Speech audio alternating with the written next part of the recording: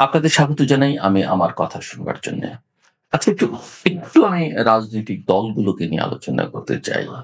১ম এই সবচাইতে আশা জাগায় নিয়ে যে দলটি অনেকের কাছে অন্তত শুরুতে মনে হয়েছিল এনসিপি কে নিয়ে একটু কথা বলতে চাই। এনসিপি আমার কাছে মনে হচ্ছে আমরা জাতীয় পার্টির রাজনীতিতে অনেক রকমের নাটক দেখেছি। এনসিপি একটা নাটকের পার্টিতে পরিণত হয়েছে। এখনো দলের নিবন্ধন হয়নি। এই দলের কারণে সরকার তার নিরপেক্ষতা হারিয়েছে। দল করবার জন্যে সেই ছাত্রনেতাদের একজন সরকার থেকে পদত্যাগ করলেন, ২ জন এখনো আছেন। ২ জনের একজন মাঝে, মাঝে ফেসবুকে স্ট্যাটাস দেন, গভীর রাতে আবার ডিলিট করে ফেলেন। আরেকজন গভীর রাতে মাস লাগিয়ে এনসিপির বৈঠকে যোগ দেন। প্রধান উপদেষ্টার আশীর্বাদে স্পষ্ট আরো ৪-৫ জন উপদেষ্টা কলকাঠি নাড়ছেন তাদের হয়ে। দল থাকুক আর না থাকুক, ঘোষণাপত্র থাকুক আর না থাকুক, গঠনতন্ত্র থাকুক আর না থাকুক, নিবন্ধন থাকুক আর না থাকুক, সারা দেশে তাদের প্রোটোকল আছে।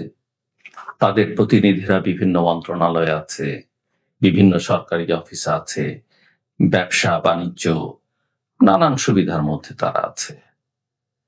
বাংলাদেশের ব্যবসায়ীরাও নানা কারণে নানাভাবে তাদের নানা রকমের দুর্বলতা আছে, অতীতের পাপ আছে। তারা সেধেও তাদেরকে এই এনসিপির নেতাদের অনেক কিছু দিয়ে আসছে। ইডিওলজি বোঝাটা মুশকিল। এবং ইন্টারেস্টিং থিং হচ্ছে সর্বশেষ যে নাটকটা তারা করলেন সেটা বেশ দারুণ। সেটা কি? এনসিপির এই ছাত্র নেতাদের বৈষম্য বিরোধী ছাত্র আন্দোলনের যারা জুলাই আন্দোলনে সামনের সারিতে ছিল এবং মানুষ যতটা না বলে তার চেয়ে নিজেরাই বেশি দাবিদার। তারা একটা জুলাই ঘোষণা দাবি করছিলেন অনেকদিন ধরে।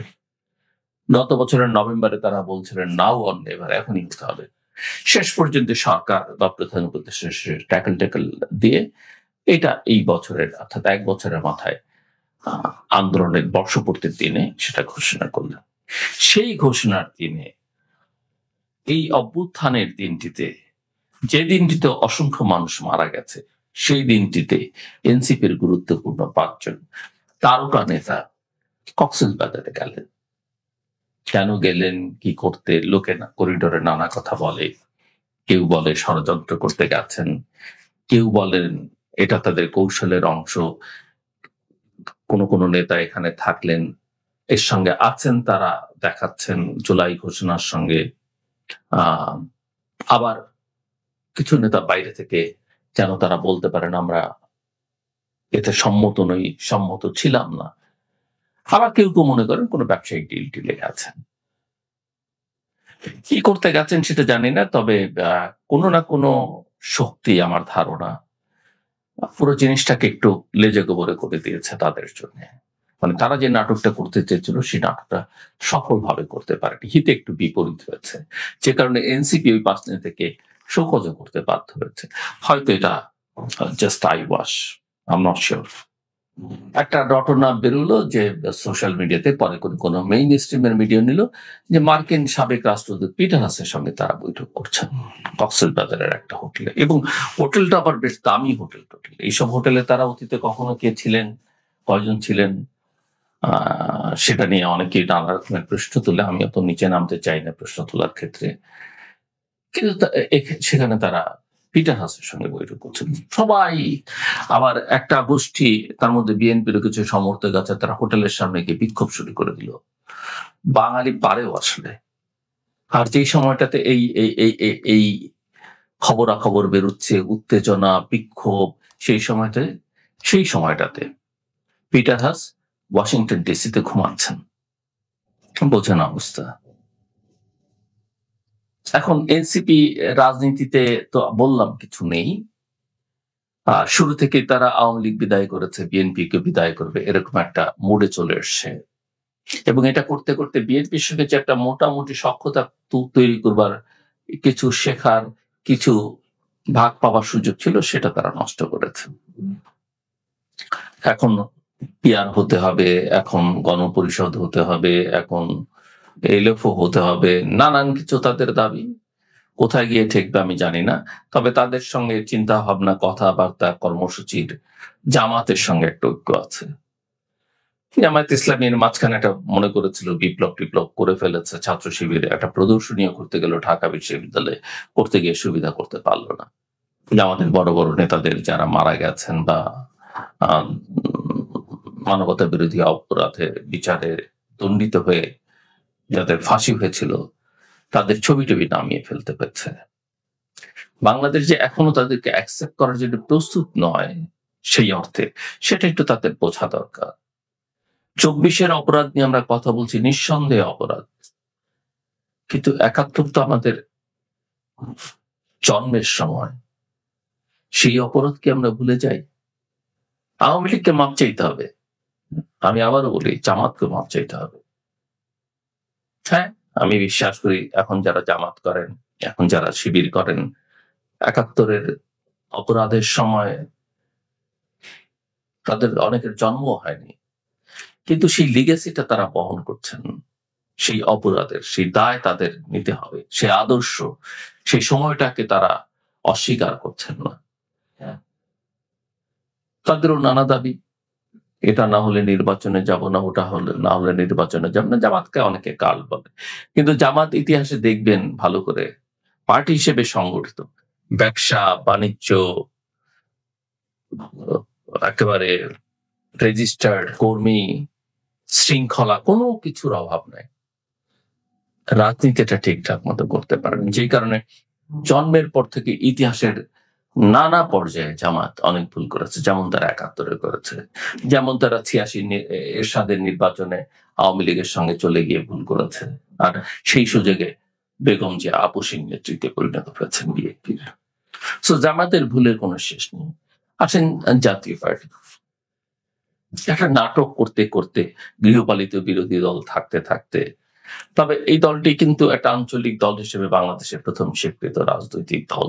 এই দলটি 90-এর অভ্যুত্থানের পরেও নেতারা জেলে থেকে পালিয়ে বেরিয়ে অন্তত 35টির মতো আসন পেয়েছিলেন। সো একেবারে হেলাফেলা নয়, এবং সারা দেশেই তাদের কিছু না কিছু ভোট আছে। কিন্তু দলের মধ্যে এত নাটক, স্বামী স্ত্রীর নাটক, ভাইয়ে ভাইয়ের নাটক, দলটা ভাঙলো, অনেক দফা ভাঙলো। এখন যে কে আসল নেতা কে নকল নেতা কিছুই বোঝা যাচ্ছে না। তবে একটা গোষ্ঠী তো একবারে চিহ্নিত, যারা শেখ হাসিনার একেবারে পুরোপুরি দোষর ছিল, বাকিরা সুবিধা টুবিধার জন্য মেনে নিচ্ছে। আসেন ইসলামী আন্দোলন, শেখ হাসিনার আমলের সকল সুযোগ সুবিধার মধ্যে তারা ছিলেন, নির্বাচনগুলোতে অংশ নিয়েছেন, ভোট ইতিহাসে ফলাফল খুব ভালো নয়, বড় বড় মিছিল মিটিং করতে পারেন নিঃসন্দেহে। হেফাজতেরও একই অবস্থা। হেফাজত অবশ্য আমি পলিটিক্যাল পার্টি না, তারা নিজেরাও বলেন, আমি বলছেন, কিন্তু হেফাজতের ভেতরে কিছু ছোট ছোট পলিটিক্যাল পার্টি আছে, তাদের কিছু নেতা আছে।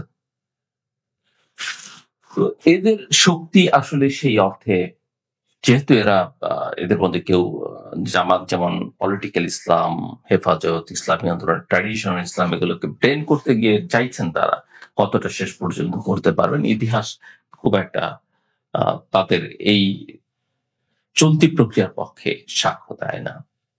আওয়ামী লীগ অতীত ইতিহাস গৌরবেরও যেমন, কলঙ্কেরও তেমন।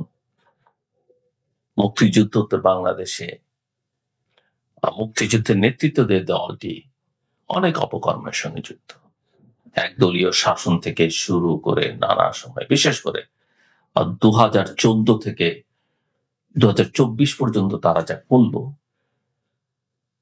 অবর্ণনীয়। আর 36 দিনে তো যা করেছে সেটা গোটা পৃথিবী দেখেছে, বাকিগুলো কিছুটা দৃশ্যমান কিছুটা অদৃশ্যমান। এখন তারাও আবার ওই জামাতের পথ ধরছে। জামাতকে যেমন তারা নিষিদ্ধ করেছিল, এই সরকার বদলের সঙ্গে সঙ্গে জামাতের প্রভাব বাড়বার সঙ্গে সঙ্গে আওয়ামী লীগকেও কার্যক্রম স্থগিত করা হয়েছে, নিষিদ্ধ করবার পথে। যদিও নিষিদ্ধ করতে হলে আইনি প্রক্রিয়া করতে হয়, সেই আইনি প্রক্রিয়ার মধ্যে সরকার এখনো ঢোকেনি। তো আওয়ামী লীগও, জামাতও ক্ষমা চায় না, আওয়ামী লীগও ক্ষমা চায় না। শেখ হাসিনা তো সম্ভবত মনে করেন এখনো তিনি প্রধানমন্ত্রী, কিন্তু আমার প্রশ্ন, আওয়ামী লীগের এই যে আওয়ামী লীগ নেতৃবৃন্দ ভাবছেন কিনা, সরকার ভাবছে কিনা, অপর রাজনৈতিক দলগুলো ভাবছে কিনা? আওয়ামী লীগের 30 থেকে 35% ভোট আছে। আমি ধরলাম যে এই অভ্যুত্থান অপকর্মের পরে ভোট অনেক কমে গেছে, তারপরে তো 20% ভোট, 15% ভোট। তো আপনি 1 কোটি, 2 কোটি, 3 কোটি এই যে মানুষ, এদেরকে বাদ দিয়ে আপনি কিভাবে নির্বাচন করবেন? এদেরকে বাদ দিয়ে আপনি কিভাবে রাজনীতি করবেন? আর সেটা করতে গেলে তো যে অচল অবস্থা তৈরি হবে। এরা যদি আন্ডারগ্রাউন্ডে যায় আর তাদের বিদেশি কিছু সমর্থক গোষ্ঠী আছে, তারা যদি তাদেরকে সহায়তা দেয়, আপনি এই দেশের স্থিতিশীলতা কিভাবে ফেরাবেন? আর অপরাপর যে ছোট, ছোট রাজনৈতিক দলগুলো আছে, আমি তাদের গুরুত্ব দেই কারণ তাদের ভয়েসের একটা মূল্য আছে। বড় দলগুলো যে অনেক সময় অনেক ন্যায় কথা বলে না, ছোট দলগুলো বলে। তো তারা কিভাবে অ্যাকোমোডেট হবেন আগামী দিনের রাজনীতিতে, সেটা একটা বড় প্রশ্ন। তবে কারো লেজুর হয়ে বা এদেরকে ছত্রছায়ায় রেখে আসলে বড় দলেরও লাভ হয় না, ছোট দলেরও লাভ হয় না। এটা আমি অতীতে বলেছি। এই বিষয়গুলো একটা শুরু হওয়া দরকার। সো সব মিলিয়ে রাজনৈতিক দলগুলোর যেভাবে গড়ে উঠেছে, আমরা অনেক সংস্কারের কথা বলছি। দলগুলোর ভেতরে সংস্কার দরকার। দলগুলোর সম্পর্কের ক্ষেত্রে এক ধরনের আ আ নতুন সমীকরণ দরকার। এই বিষয়গুলো শুরু না হলে বাংলাদেশের রাজনীতি আগামী দিনে খুব স্বস্তিকর সুখকর হবে বলে আমার মনে হয়। আমার কথা শুনবার জন্য অসংখ্য ধন্যবাদ। সবার জন্য শুভ কামনা।